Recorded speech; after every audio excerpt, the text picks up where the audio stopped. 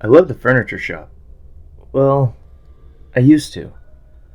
I loved going with my grandparents and finding old antique chairs or tables.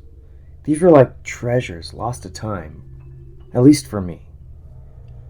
Now, most antique stores are closed now due to COVID, which really sucks.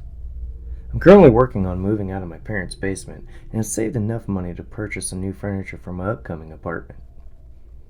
With the current closures, I'm having to go to some of the big box retail stores. Not a bad thought. Maybe the furniture will last a bit longer than a year. The first two didn't have much for the old school look I was looking for. However, the last one had its own antique collection. To say I was excited was an understatement. I nearly peed.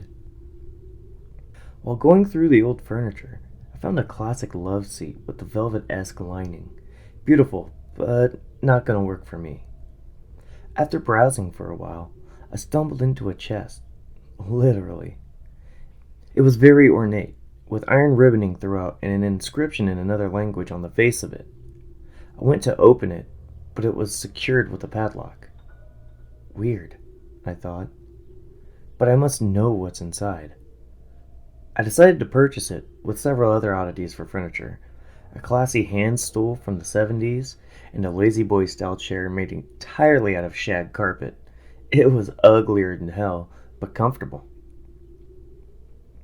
I had to drop off my furniture at the storage container until I got keys to the apartment. Okay, fast forward to a couple weeks ago.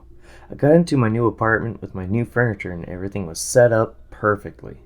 I just remembered about the chest and decided to break it open. A simple hammer and some brute force and ignorance got it open quickly. The contents of the chest were odd.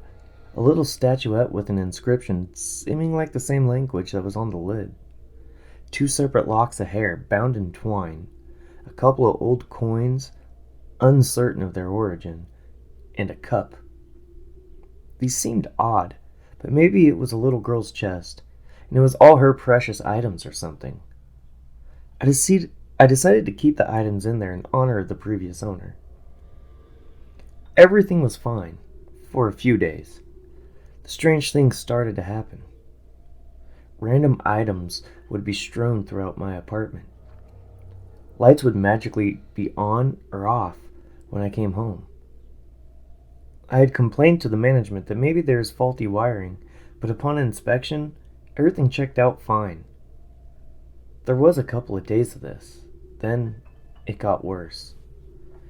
The days following the lights and randomness of items disappearing, I started waking up with scratches all over me. I don't own any animals, so this was extremely alarming. But not nearly as bad as the hallucinations. I would see myself in the mirror with black eyes. The food I would eat would turn into maggots.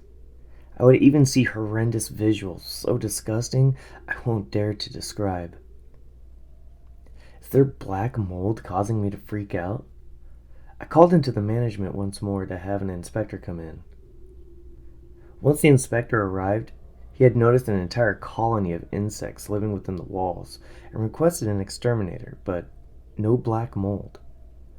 Upon his deliverance of the information, I noticed him mouthing the words, "Please kill me," over and over again. Was I having another hallucination? I just nodded and said I would be in touch while rushing him out the door. I need to go to the doctor, I thought. I will call in for an appointment.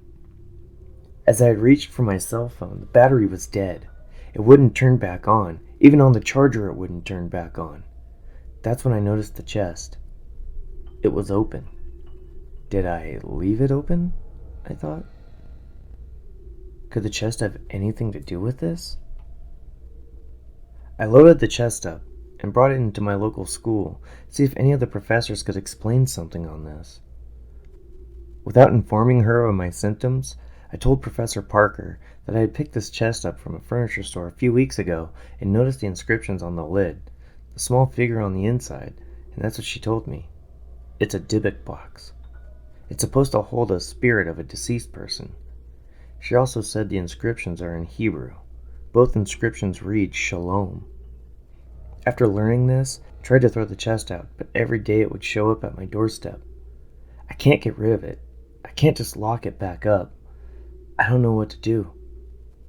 Anyone out there knows how to get rid of a Dybbuk? Get a hold of me. Please.